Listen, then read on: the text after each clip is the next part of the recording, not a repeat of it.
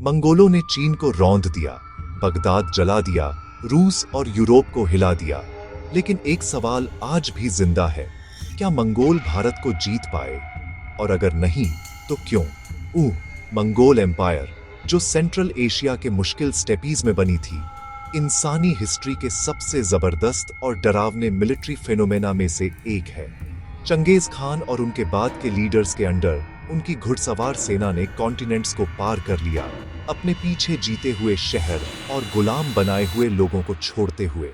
Pacific के किनारों से लेकर यूरोप के हार्ट तक किंगडम्स और एम्पायर्स उनकी लगातार बढ़ती हुई ताकत के सामने टूट गए। चाइना को घुटनों पर ला दिया गया, बगदाद का महान शहर लूट लिया और जला दिया गया, और रूस की रियासतों को जागीरदार बना दिया गया।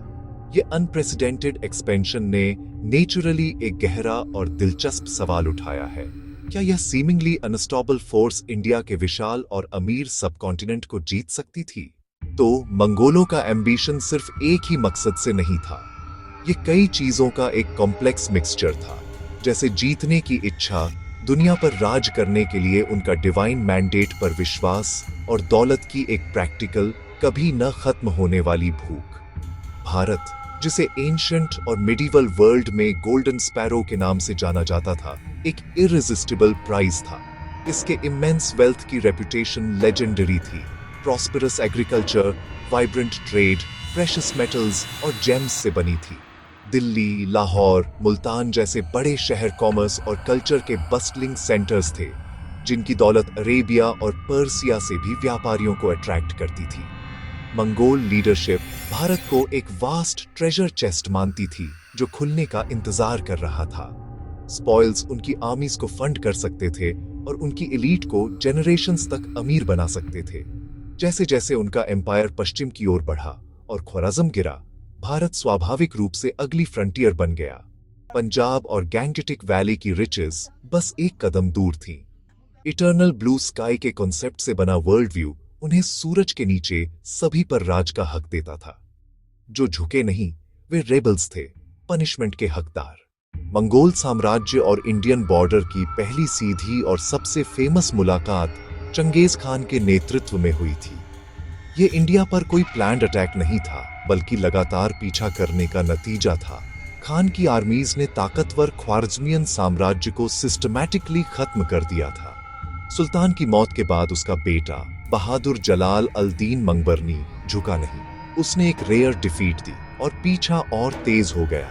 1221 की सर्दियों में सिंधु के पश्चिमी किनारे पर उसे घेर लिया गया। एक फाइनल ड्रामेटिक टकराव के लिए स्टेज तैयार था। सिंधु का युद्ध क्रूर और एक तरफा था। उसने एक लेजेंडरी लास्ट स्टैंड किया, फिर अपने घोड़े संग बर्फीले पानी में कूदकर चमत्कारी एस्केप किया। वह दिल्ली सल्तनत की जमीन में पहुंचा, शरण मांगता हुआ। चंगेज खान नदी किनारे खड़ा पानी के पार हिंदुस्तान को देख रहा था। जनरलों ने नदी पार करने और पीछा जारी रखने को कहा। रास्ता खुला था, दुश्मन अस्त व्यस्त। एक पल को सब कॉन्टिनेंट का भाग्य एक आदमी के डिसीजन पर टिका था, लेकिन ग्रेट खान हिचकिचाया। क्यों? जवाब जटिल था। सबसे पहला फैक्टर था इंडिया की चैलेंजिंग ज्योग्राफी और क्लाइमेट। मंगोल खुले मैदानों के मास्टर थे, पर नॉर्दर्न इंडिया का टेरेन, घने जंगल, ऊबड़ खाबड़ पहाड़ियां, चौड़ी नदियां, उनके मोबिलिटी एडवांटेज को खत्म कर देता। इंडियन गर्मी और मॉनसून एक अनफैमिलियर, पनिशिंग थ्रेट। बीमारियां जैसे मलेरिया उनकी फोर्सेस और पोनीज को तोड़ सकती थी। लॉजिस्टिक्स, हिंदू कुश के पार लंबी ambush prone supply lines, India में गहरा स्ट्रेच करने से सप्लाई टूटने का रिस्क। खान अननेसेसरी रिस्क लेने से बचते थे। फिर खबर आई, ईस्ट में तांगुट्स बगावत पर है। एम्पायर के कोर को सिक्योर करना जरूरी था। उस पल इंडिया सेकेंडरी ऑब्जेक्टिव था। जलाल अल दीन फिलहाल क्रेडिबल थ्रेट नहीं रहा। अनसर्टेन रिवॉर्ड्स बनाम बड़े रिस्क। इसलिए चंगेज खान वापस लौट गए और इंडिया फिलहाल अछूता रह गया। लेकिन यह कहानी यहीं खत्म नहीं होती। मंगोल खतरा लौटा, बार बार। चंगेज खान की डेथ 1027 में हुई, पर खतरा बस टल गया। एम्पायर बेटों और पोतों में बंटा, एम्बिशन जिंदा रही। चगताई खान और इलखानत ने नॉर्दर्न इंडिया को ल्यूक्रेटिव टारगेट माना।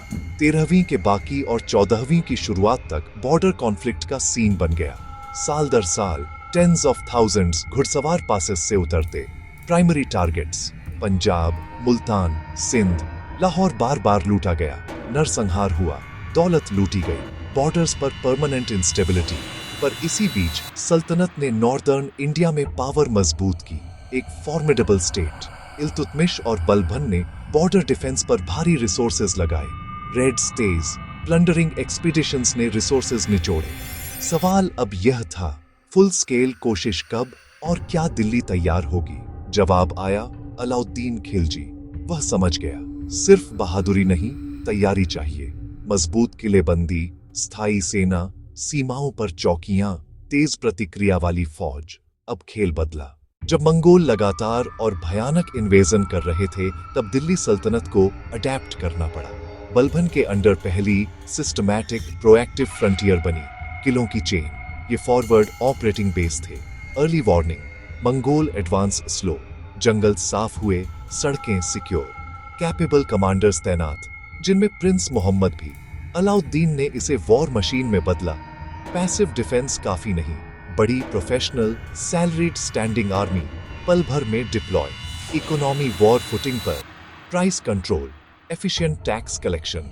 दिल्ली की ढाल मजबूत, किले, अनाज, हथियार, सीज इंजन, इंटेलिजेंस नेटवर्क और बरिड्स, क्रूशियल अर्ली वार्निंग। सल्तनत रिएक्टिव से प्रोएक्टिव बनी। खतरा हार्टलैंड पहुंचे, उससे पहले प्रहार। ऑर्डर्स क्रूर और स्पष्ट, कोई दया नहीं। शिकारियों को शिकार में बदलने की मनोवैज्ञानिक स्ट्राइक। हॉर्स ब्रांडिंग और विस्तृत आर्मी रिकॉर्ड से फ्रॉड रुके, क्वालिटी बनी। अब बात सिर्फ दीवारों की नहीं, स्टील और स्टोन दोनों की थी। अलाउद्दीन की स्ट्रेटजी मल्टी लेयर्ड थी, हर पहलू को एड्रेस करती। Pillars, massive standing army, fortified frontier, intelligence और रूथलेस ऑफेंस। डायरेक्ट पेमेंट से लॉयल्टी सिर्फ ताज के प्रति। हाई क्वालिटी माउंट से मंगोल कैवलरी का सीधा मुकाबला। किलों की लाइन रिपेयर और स्ट्रेंथन। नई कैपिटल सिटी एक फोर्टिफाइड गैरिसन। अनाज, हथियार, सीज इंजन, डेप्थ में डिफेंस। इन्वेडर हर किले पर अटका, इंपीरियल आर्मी काउंटर स्ट्राइक को छूटी। इंटेल और कम्युनिकेशन ने रिस्पांस टाइम घटाया। जफर खान और गाजी मलिक दंडात्मक अभियानों से दुश्मन के दिल पर वार। मनोवैज्ञानिक वॉर, फ्यूचर इन्वेजन्स को डिटर करने के लिए कठोर संदेश।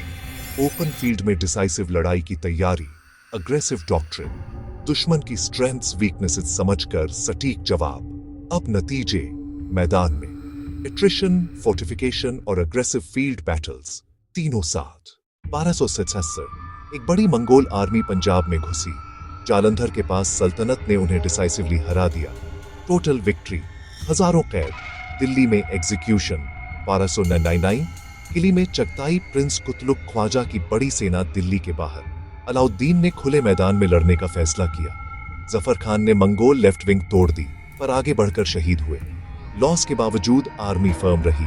Mongol retreat. 1303 अलाउद्दीन बाहर, दिल्ली घिरी, सबर्ब्स तबाह। वह सिरी की भारी किलेबंदी में शरण लेते हैं। प्रॉपर सीज, इक्विपमेंट नहीं, लॉजिस्टिक्स टूटे, घेराबंदी हटानी पड़ी। इस नियर डिजास्टर ने रिफॉर्म्स को तेज किया। 1305 अमरोहा और 1306 के कैंपेन इन्वेडर्स के लिए कैटास्ट्रॉफिक डिफीट। स्केल और फ्रीक्वेंसी में ड्रामेटिक कमी। कॉन्फिडेंस टूटा। सल्तनत ने ऐसी मिलिट्री मशीन बना दी जिसे मंगोल हरा न सके। नॉर्थ वेस्ट पर दशकों तक relative peace. Historical record clear है, एक सेंचुरी तक रेड्स, प्लंडर, डर, पर जीत नहीं। चाइना, पर्शिया, रशिया से अलग, इंडिया में नतीजा और था। क्यों? कई पावरफुल डेटरेंट्स एक साथ। यही कुंजी।